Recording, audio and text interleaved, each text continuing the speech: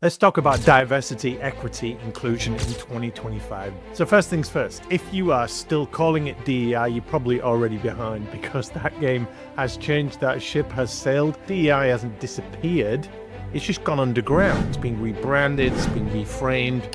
It's not gone definitely, but it's certainly not what it was. And we've heard stories of DEI leaders getting fired or repositioned, and it's really hard to hold on to the agenda of DEI if you're in any kind of leadership role that's in charge of that. So I want to talk to you about what's driving the change. There are three forces in play here. The first is talent, the second is private equity, and the third is what we might call leadership risk. So let's start with talent.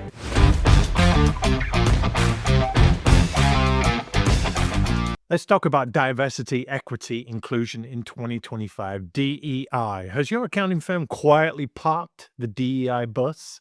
No announcement, no drama, just a slow fade, a name change here, a deleted web page there, a quiet restructuring. Maybe you still care about inclusion. Maybe you still believe in diversity, but in 2025, you're focused on compliance, headlines, politics, just as much as culture. All of these things are in the mix. It's a complicated play. And I want to keep you in the loop so you can stay informed and influential and relevant in your accounting role. So first things first, if you are still calling it DEI, you're probably already behind because that game has changed, that ship has sailed. And it's not just clickbait, it's what's been happening quietly, strategically, across firms in the UK, the US, and beyond. DEI hasn't disappeared. It's just gone underground. It's been rebranded, it's been reframed. It's not gone definitely, but it's certainly not what it was. And legislation, Trump, other people, it's just been folded into a new language, new labels, words like opportunity, culture, belonging, progress. Nobody wants to be seen to do the wrong thing or caught using the wrong acronym anymore. It's all a little bit too risky. It's too loaded, too political, if you like. Welcome to the Accounting Influencers Podcast. I'm Rob Brown, and this is the show for leaders, partners, and professionals in accounting firms who want to grow your influence, your personal brand, your relevance, stay credible in a fast-changing world. I share with you the news and the insights and the trends, and then you apply that to your role to stay in the game and increase your performance. Full disclosure, I am not an accountant. I'm a former high school math teacher and part-qualified accountant. But this show's been going at 8 to 9 years. It's one of the longest running accounting podcasts in the world. And we're thrilled to have you as one of our many thousands of listeners and watchers all over the world. So let's be clear, DEI hasn't failed, but it has hit a wall. There's been legal pushback, cultural resistance, political heat in the US. And I've commented on this on a previous episode. We've seen firms delete use of DEI data. It's gone from their websites. In the UK, it's a little bit more subtle. I'm from England, Nottingham, home of Robin Hood, which is right in the middle of England. And yeah, we tend to be a little bit more conservative here. So what used to be DEI is now well-being, and what used to be staff networks is now employee reference groups, and same goals, different framing. And this shift is global. But the way it plays out depends on who's watching. For instance, in states like Texas and Florida, they are scrubbing the language. They're just going for it. In UK, firms with international clients or US connections, they've been a little bit more cautious, and everyone's still doing something, but fewer people are shouting about it. We've heard stories of DEI leaders getting fired or repositioned, and it's really hard to hold on to the agenda of DEI if you're in any kind of leadership role that's in charge of that. So I want to talk to you about what's driving the change. There are three forces in play here. The first is talent, the second is private equity, and the third is what we might call leadership risk. So let's start with talent. The pipeline is fragile. Universities are seeing fewer accounting graduates, fewer intakes to take up accounting majors, and more young professionals are looking elsewhere. They're going into fintech or consulting or startups, and yet the expectations of Gen Zs, we've hit that topic on this show, millennials, they're higher than ever. So they want flexibility, they want meaning, they want money, sure, but they want agency, which means inclusion. They want to be included in things, they want to have a voice. So diversity doesn't become just a nice to have. It's part of how these younger people decide where to apply job-wise and where to stay, retention. So they're not just looking at your DEI statement or wherever that appears. They're watching who leads your teams and what are their attitudes and approaches and beliefs, values. They're looking at who gets promoted. They're looking at who speaks at your away days and who leads the town halls and what the internal comms is like. And it's who's in the room and who's not in the room, who's included and who isn't. So if your firm is scaling back DEI without replacing it with something deeper, then don't be surprised if the younger people start to drift. So you got to have something in place. These people can sense when the culture is performative or just for show, and they'll quietly leave without telling you why. So that's the talent piece in DEI. Let's talk about private equity. We know that PE money is reshaping accounting. It's coming for accounting hard. I mentioned that in a recent episode. In the UK, Australia, the US, Canada, we're seeing capital flow into accounting firms like never before. And it brings good things: structure, systems, scale, brings pressure. It brings perhaps a lack of independence and differentiation and what you built your firm on, but that's another episode. And private equity wants returns. They want it fast, and that means growth, acquisitions, operational efficiency. It can also mean short-term thinking, especially when it comes to people. And some private equity outfits see DEI as soft. It's a cost, it's a risk. Others, they get it actually. They're under pressure too. They've got to deliver results from the partners, the regulators, the shareholders. Private equity-owned firms get pressure from their own staff. So DEI does get pushed in whatever title it comes under because they see it as a path to value creation.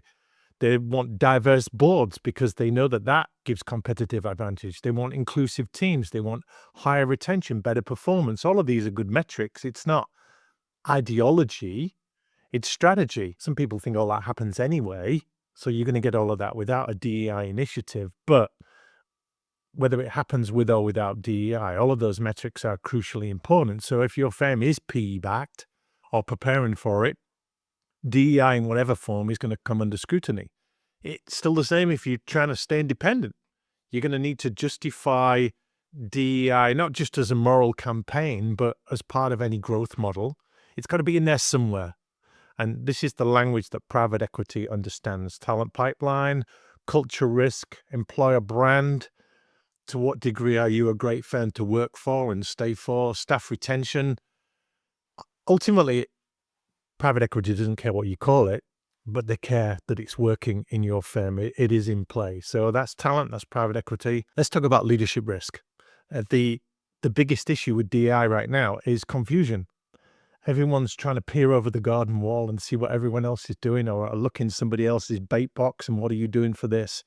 And if you keep looking at everyone else, what are you doing? Some firms have gone silent. Other firms are pulling entire programs. Many firms are stuck in limbo right now, or it's DEI's dropped right down the agenda of priorities. And some staff are wondering what happened. Other staff are just getting on with things. So there's a danger here that if you stop talking about inclusion and diversity and you don't replace it with something meaningful, people assume that you don't care. It's not a priority for you anymore. Or at worst, they'll assume that you're scared of it. And that sends a message, and it's not a good message. So you want to be absolutely clear on it. And I'll come to some applications for this in a moment. So what do the smart firms and the switched on leaders do? Well, you've got to adapt. It's not by ditching DEI, but integrating it, repurposing it. That's on your agenda. And you've got to make sure DEI, in whatever shape it comes, is embedded into leadership development, into hiring frameworks, into recruitment structures, into how you run your projects and train your staff and onboard them, and how you measure performance. People need to see it in there somewhere. It became a movement because it was important. Just because it's gone away, it's no less important. It's just rebranding, if you like.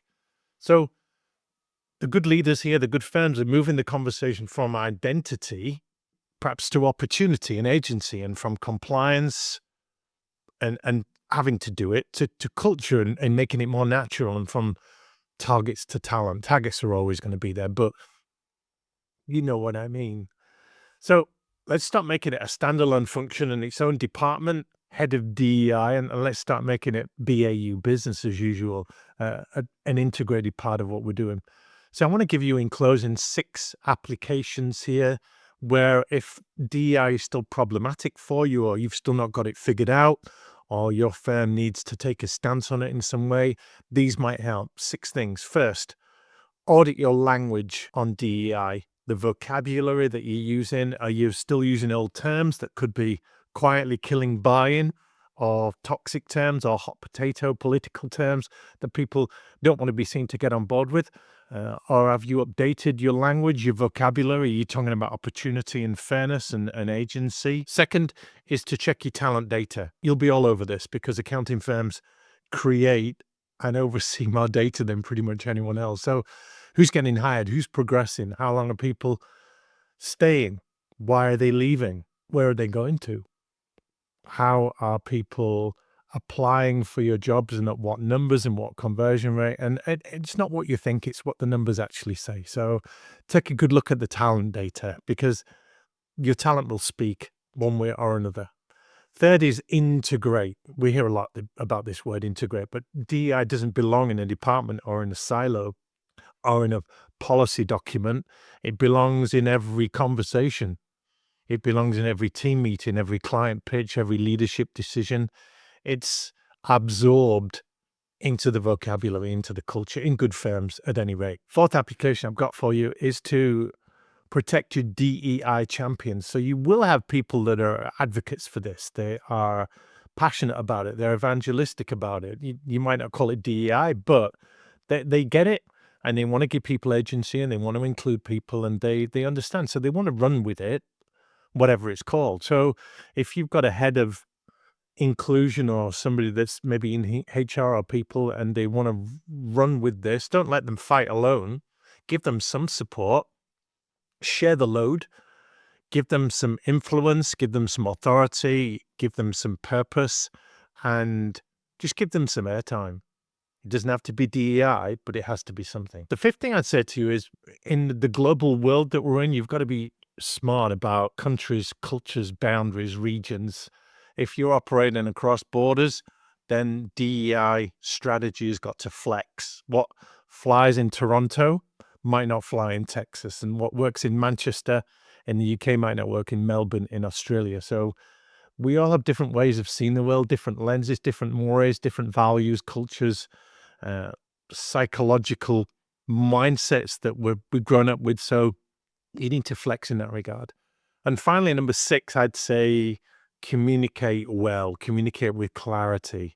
If you're rebranding or repurposing DEI, then communicate that well and tell people why and how, and show them the intention behind the change. I spoke recently about the power of context in influence. And context is the why. It's not just the what and the how, but it's the why. And you've got to get that context so people understand where everything fits in.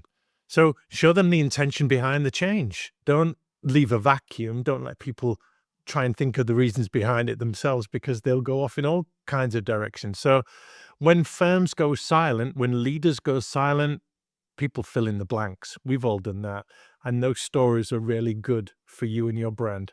So here's the truth in closing. DEI is not over, but the window dressing is over. The name of DEI might well be over. It's certainly sunsetted in some firms. It's evolving. It's just growing up.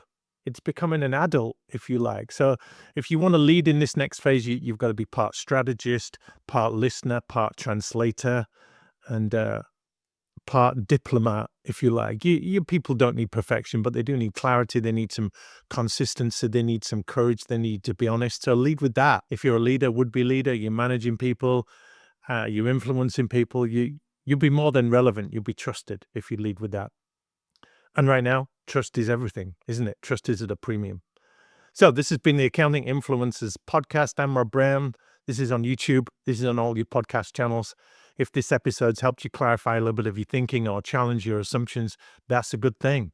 Do me a favor and share it too. And if you've got messages, if you've got a personal brand or a firm brand that you want to get out there, I do work with a few firms and leaders to interview them monthly, to turn that into thought leadership pieces and internal comms pieces and PR pieces and video snippets, to build up your content library and put your voices, your messages out there. So reach out to me on LinkedIn and we can talk about that. Let's keep the conversation going. because the future of the profession depends on us all. Keep talking and building up the brand of accounting. We'll see you next time on the Accounting Influencers Podcast.